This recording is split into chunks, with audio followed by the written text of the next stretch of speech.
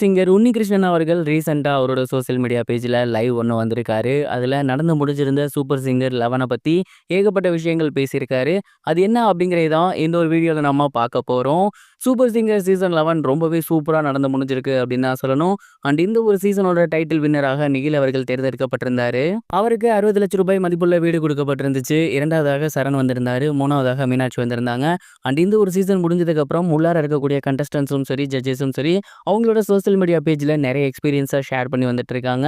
அந்த வகையில இந்த சீசன்ல ஜட்ஜா இருந்த பிரபல சிங்கரான உன்னிகிருஷ்ணன் அவர்கள் அவரோட சோசியல் மீடியா பேஜ்ல லைவ் ஒன்று வந்திருந்தாரு.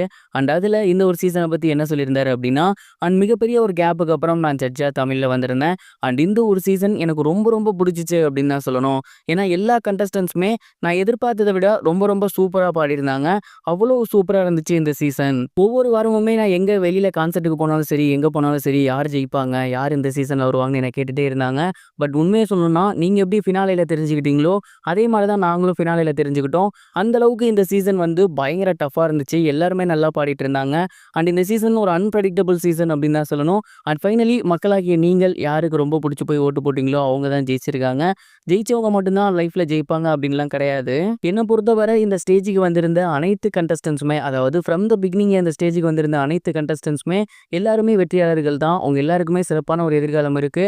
அண்ட் கண்டிப்பா நீங்க எல்லாருமே நல்லா வரணுங்கிற எண்ணமும் எனக்கு இருக்கு அப்படிங்கிற மாதிரி சொல்லியிருந்தாரு. அண்ட் தொடர்ந்து அடுத்தடுத்த சீசன்லயுமே இதே போல நான் ஜட்ஜா வரணும் அப்படிங்கிறதையும் ஷேர் பண்ணியிருந்தாரு. உன்னிகிருஷ்ணன் அவர்கள் சோசியல் மீடியால ஷேர் பண்ணியிருந்த வீடியோ இப்போ ரொம்பவே வைரலா போய்கிட்டு இருக்கு. அண்ட் இதை பார்த்ததுக்கு அப்புறம் நிறைய பேர் வந்து நிறைய விஷயங்களை பகிர்ந்து வந்துட்டு இருக்காங்க. குறிப்பா ஒரு சிலர் வந்து சரண் தவசிலாம் நல்ல ஒரு மக்கள் மத்தியில வரவேற்பு பெற்றிருந்தாங்க. அவங்க எப்படி 2வது 3வது பிளேஸ் போனாங்க அப்படிங்கிற மாதிரிலாம் கேள்வி கேட்டு வந்துட்டு இருக்காங்க.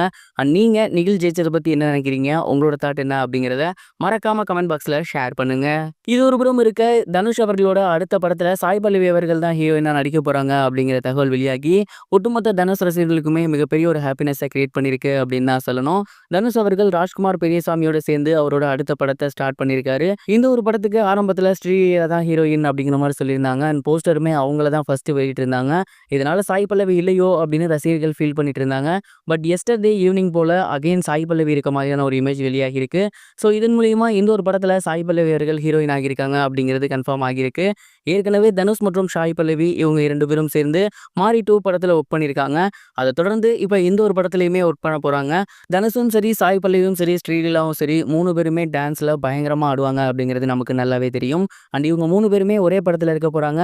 3 பேருக்கும் ஒரு பாட்டு வைங்க அப்படிங்கிற மாதிரி இப்பவே ரசிகர்கள் கேட்க ஆரம்பிச்சிட்டாங்க. ராஜ்குமார் பெரியசாமி எப்பயுமே கதைக்கு தான் முக்கியத்துவம் கொடுப்பாரு. இந்த ஒரு காம்போ மற்றும் இந்த ஒரு படம் எப்படி இருக்க போகுது அப்படிங்கிறத பொறுத்திருந்து பார்க்கலாம்.